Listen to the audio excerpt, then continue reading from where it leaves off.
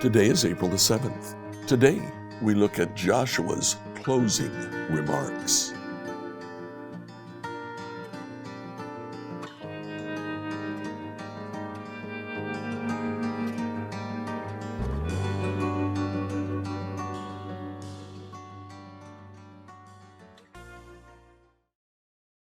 Today, I'd like you to finish reading the book of Joshua, chapters 22 to 24. In chapter 22, the eastern tribes return home. Now, that's on the other side of the river. When they get there, they build an altar, and Joshua goes nuts. He says, "Why have you done this? Why have you built a false altar to sacrifice to pagan gods?" And they come back at Joshua. They push back. They say, "Oh, no, that is not at all what we have done. In fact," they say, "what we have done is we've built a memorial. Now it's altar-shaped, but we'll never sacrifice on it. This altar is here to remind us to go across the river when we want to make a sacrifice." Joshua's content with their answer, and everything is fine.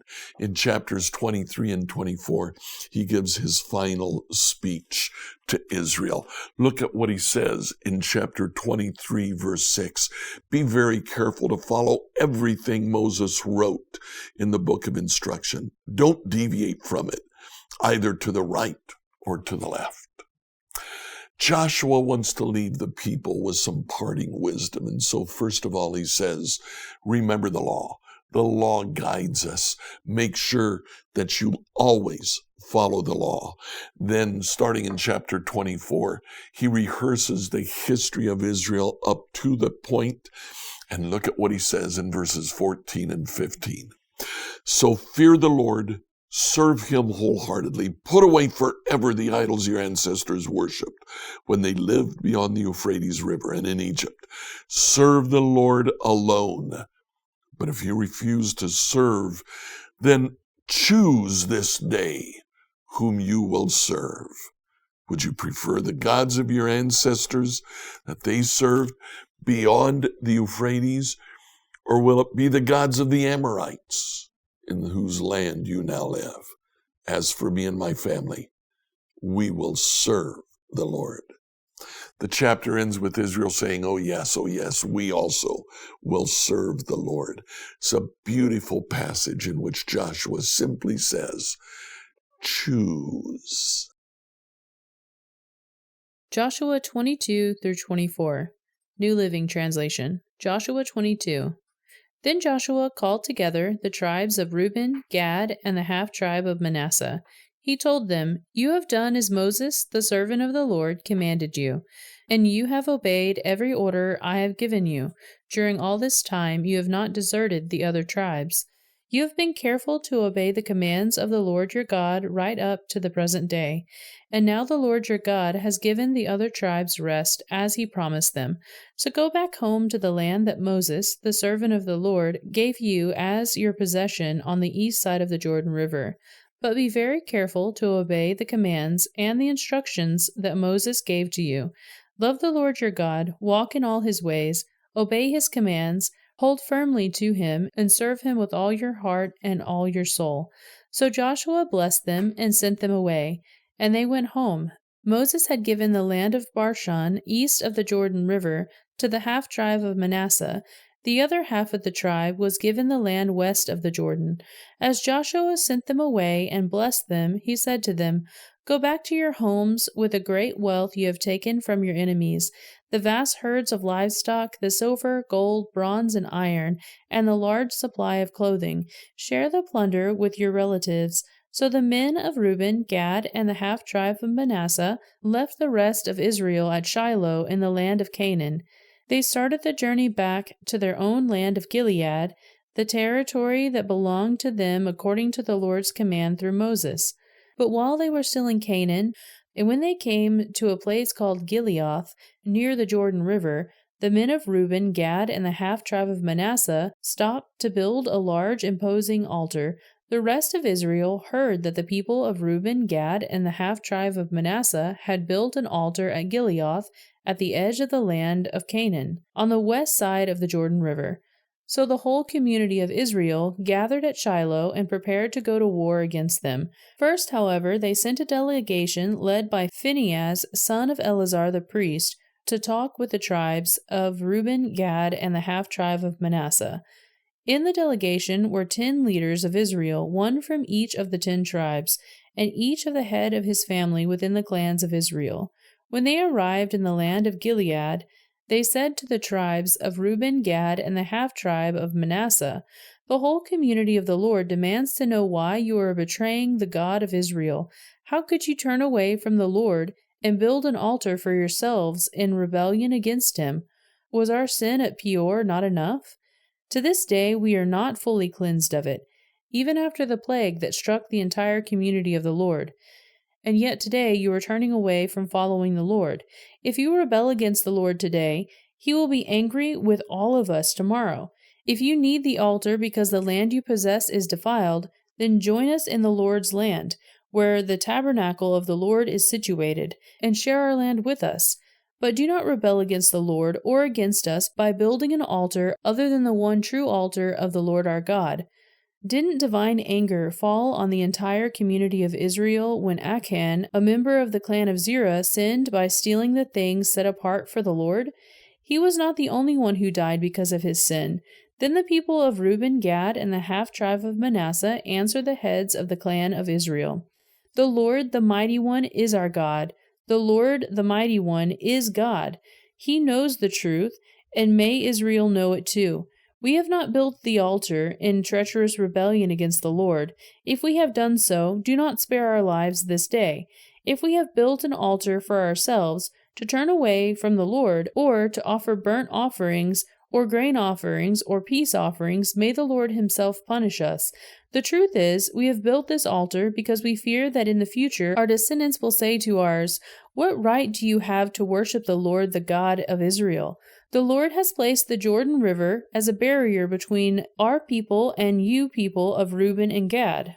You have no claim to the Lord, so your descendants may prevent our descendants from worshiping the Lord. So we decided to build the altar, not for burnt offerings or sacrifices, but as a memorial.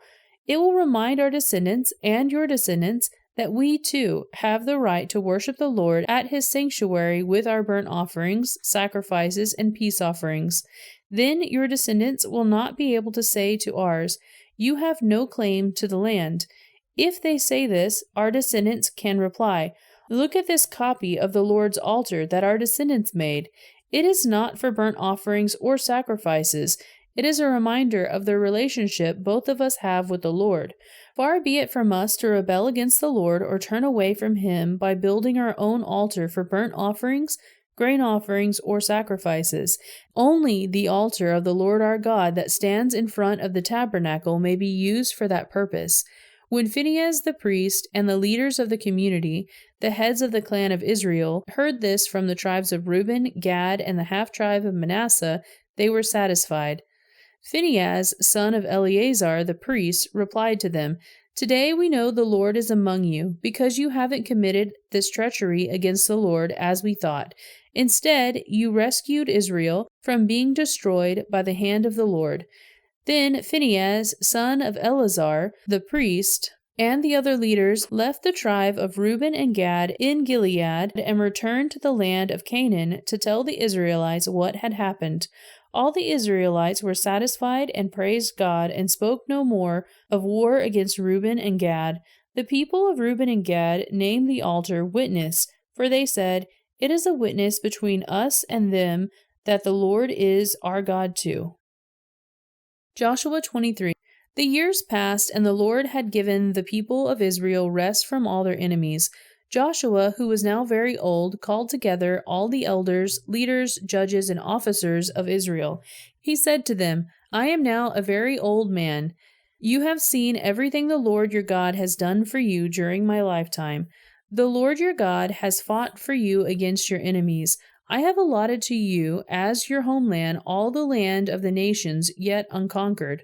as well as the land those we have already conquered, from the Jordan River to the Mediterranean Sea in the west. This land will be yours, for the Lord your God himself will drive out all the people living there now.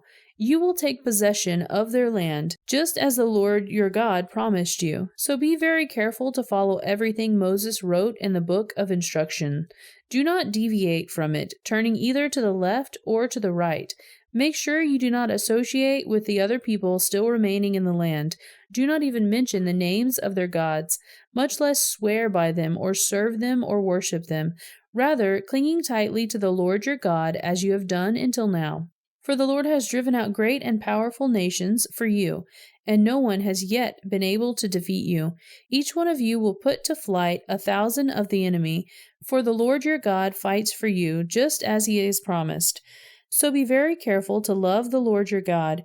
But if you turn away from him and cling to the customs of the survivors of the remaining nations among you, and if you intermarry with them, then know for certain that the Lord your God will no longer drive them out of your land. Instead, they will be a snare and a trap to you, a whip for your backs, and thorny brambles for your eyes, and you will vanish from this good land the Lord your God has given you. Soon I will die, going the way of everything on earth. Deep in your hearts you know that every promise of the Lord your God has come true. Not a single one has failed. But as surely as the Lord your God has given you the good things he promised, he will also bring disaster on you if you disobey him. He will completely destroy you from this good land he has given you.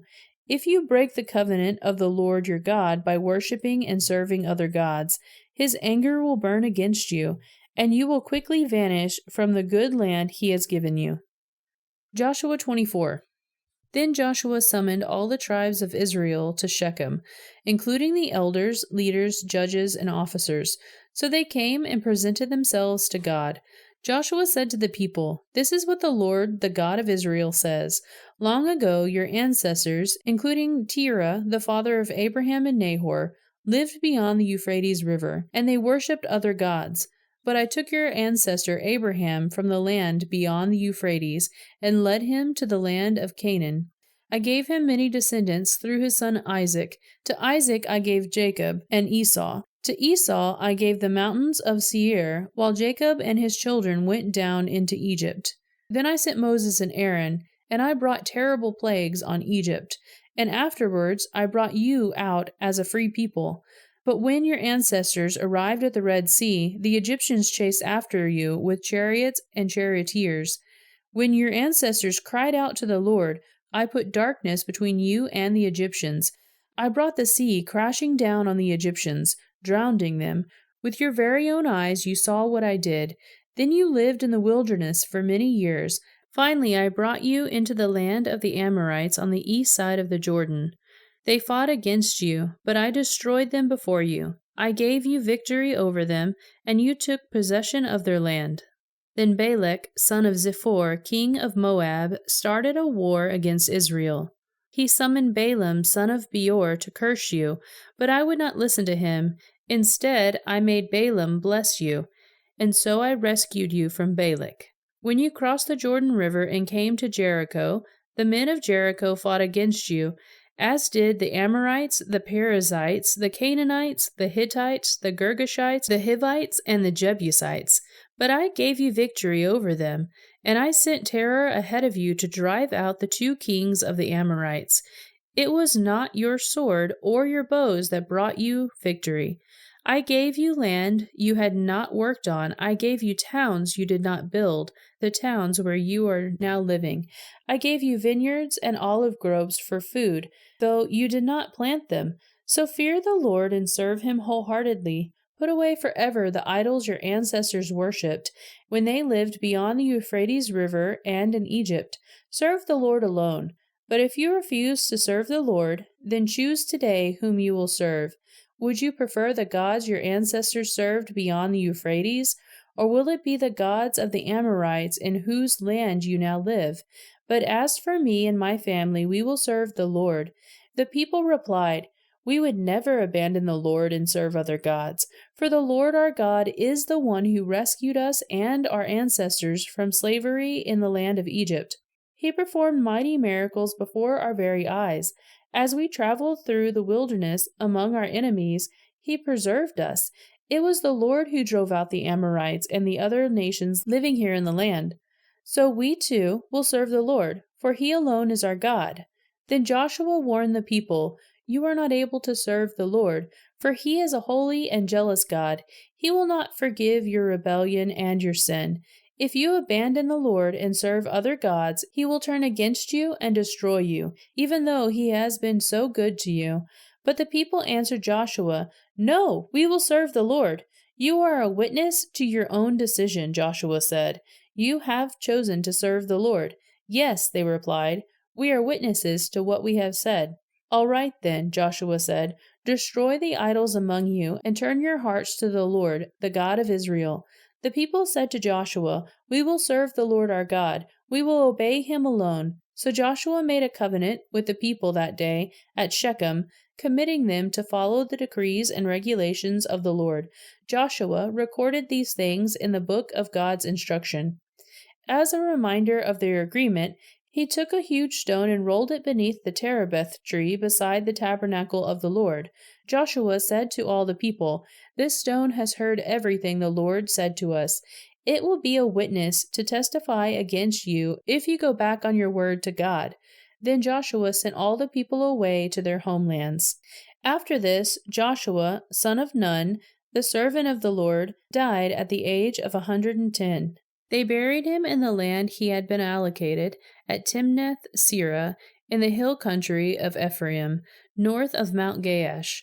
The people of Israel served the Lord throughout the lifetime of Joshua and of the elders who outlived him, those who had personally experienced all that the Lord had done for Israel. The bones of Joseph, which the Israelites had brought along with them when they left Egypt, were buried at Shechem, in the plot of land Jacob had bought from the sons of Hamor for 100 pieces of silver. This land was allocated in the territory allotted to the descendants of Joseph. Eleazar, son of Aaron, also died. He was buried in the hill country of Ephraim, in the town of Gibeah, which had been given to his son Phinehas. Like, follow, and subscribe to this devotional on whatever platform you use to listen to it. Email your questions to us at questions@becomehope.com. Tomorrow, we'll find out if Israel chose wisely.